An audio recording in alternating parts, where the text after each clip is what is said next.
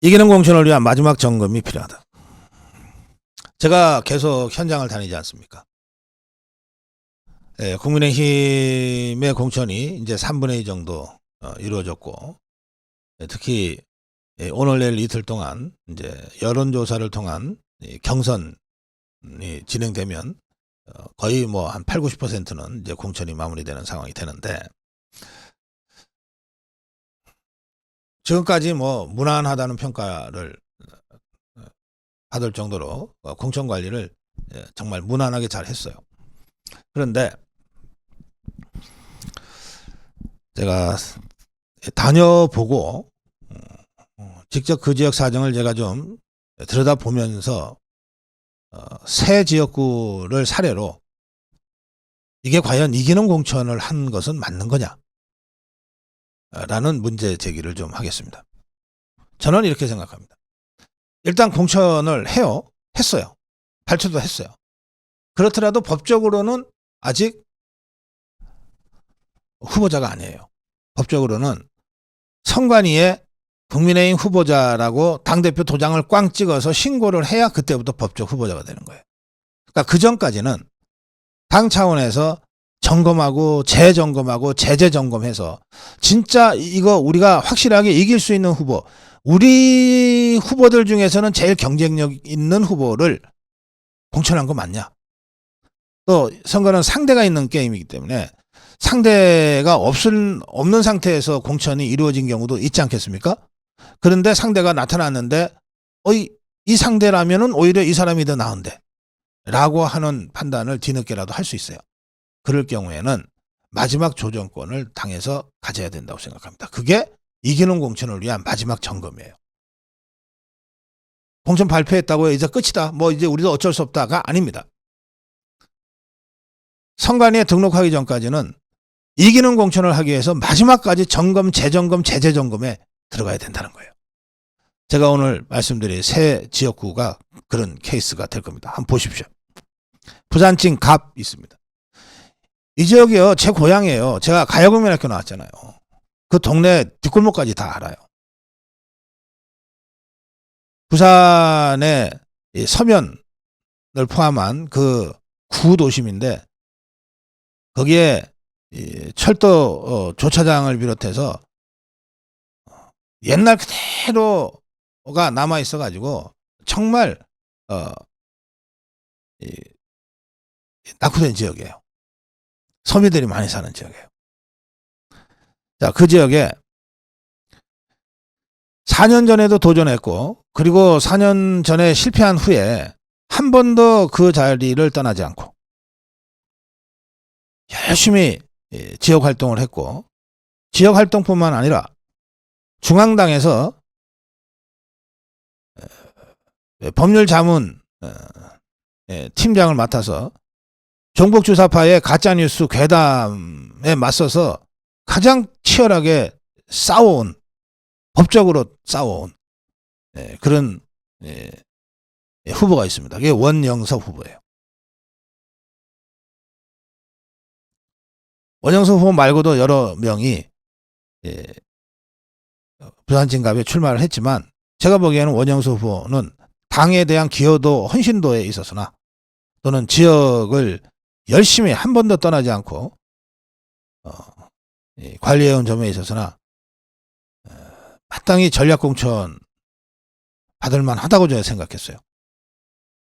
지역에 출마 예비후보로 등록을 하면서도 여전히 중앙당 일을 하고 있더라고요. 가짜뉴스 대책반 팀장으로.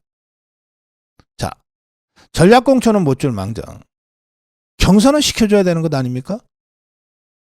그런데 당에서 이 지역을 경선도 시키지 않고, 그러니까 원영섭을 컷오프한 거예요. 하고 교청 회장 지낸 정성국이라는 사람을 그냥 전략공천으로 내려보냈어요. 교청 회장을 지냈으니까 뭐 나름 자유파 진영에서 활동했다고 하겠습니다만, 여러분 교청에 대해서 여러분들 어떤 생각 갖고 계십니까? 과연 정교조의 전투력, 정교조와 맞짱 떠야 될 우리 자유파 진영의 이 교사 모임의 단체 회장으로서 그 10분의 1이라도 전투력을 발휘한 적이 있습니까? 저는 이 사람 이름 처음 듣습니다. 당에 대한 기여도나 우리 자유파 진영에 있어서의 이 상징성이나 또는 지역에 있어서의 경쟁력이라는 점에서 어떻게 원영섭이 정성국한테 경선도 못 해보고 컷오프를 당해야 됩니까? 정성국이라는 후보가 당의 후보로 나가서 이긴다는 보장이 있습니까? 이 지역 제가 말씀드렸죠. 서민 밀집 지역이에요. 그야말로 생활 밀착형으로 바닥을 누비지 않으면 표가 안 되는 지역이에요. 좌파들이 가장 취약한 지역으로 공략해볼 만하다고 상정하고 있는 지역이기도 해요. 이 지역에 더불어민주당은 구청장 출신을 냈어요. 이길 수 있습니까? 부산이니까 다 이길 거야? 낙동강 벨트는 그럼 왜 뺏겼는데요? 저는 이런 지역은 당이 기왕에 공천을 했다면 공천한 이 정성국 후보가 진짜 경쟁력이 있고 이길 수 있는지를 제대로 점검은 해야 된다고 생각합니다. 최소한 원영섭 대 좌파 후보, 정성국 대 좌파 후보 가상대결이라도 해서 확실하게 정성국이 원영섭보다 경쟁력이 높다고 하는 것 정도는 당에서 내부적으로라도 확인하고 있어야 된다고 생각해요. 과연 그런 절차를 밟았을까요? 저는 이런 경우에는 언제든지 원전 재검토를 통해서 공천 조정을 할 수 있어야 된다고 생각합니다. 그래야 이기는 공천할 수 있는 거예요. 지금 이재기가 돼서 뭐 재심을 한다고 발표는 했는데 경상남도 사천 남해 하동 지역입니다. 이 지역이요. 제가 이미 여러 차례 말씀드렸어요. 사천 인구가 11만이 넘습니다. 남해가 4만, 하동이 4만이에요. 그래서 사천에 연고를 둔 우리 후보들이 여럿 있었습니다. 근데 사천 연고자들을 전부 다 컷오프 시키고 남해 출신으로만 3명을 달랑 경선에 올려보냈어요. 이게 말이 되냐고요. 선거 포기하지 않고서야 어떻게 이런 식의 공천을 합니까? 사천의 후보가 없으면 발굴해서 영입해서라도 내야 될 지역인데 사천의 후보가 여럿 나왔어요.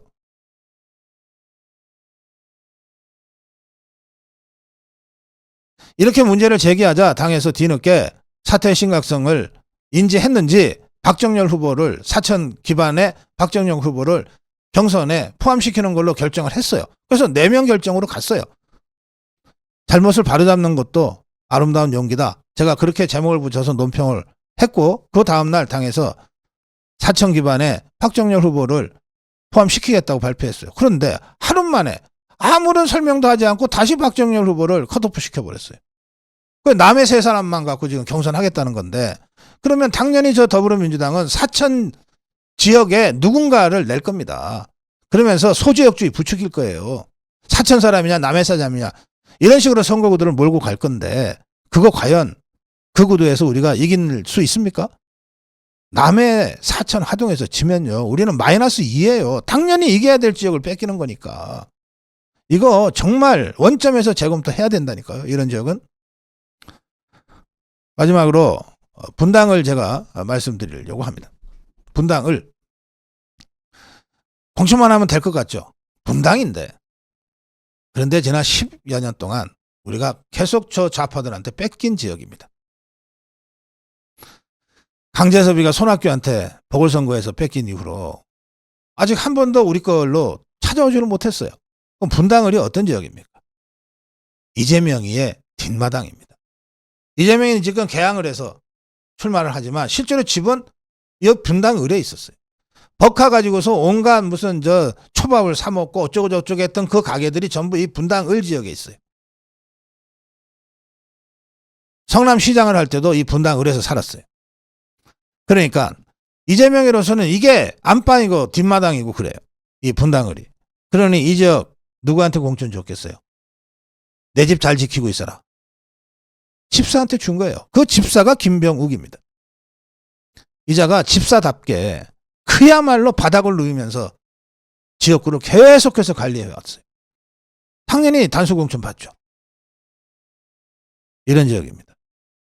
개항을만 중요한 게 아니라 이재명을 잡으려면 이재명의 흔적이 널려있는 지금도 이재명의 집이 있는 분당을도 우리가 꼭 잡아야 되고 탈환해야 됩니다. 자, 이 지역에 두 사람이 지금 경선 붙었어요. 한 사람은 김민수, 한 사람은 김은혜입니다. 김민수는 4년 전에 이 지역 출마했다가 떨어졌어요. 그런데 지역 떠나지 않고 내내 지역구 활동했어요. 당에서 대변인 맡아서 좌파들하고 열심히 싸웠어요. 당의 공헌도가 굉장히 있는 사람이죠.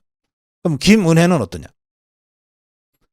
김은혜는 원래 분당을 옆에 분당 갑의 지역구 국회의원이었어요. 지역구 국회의원 하고 있는데 당에서 차출했어요. 경기도지사 나가야 되겠다. 다른 사람이 없다.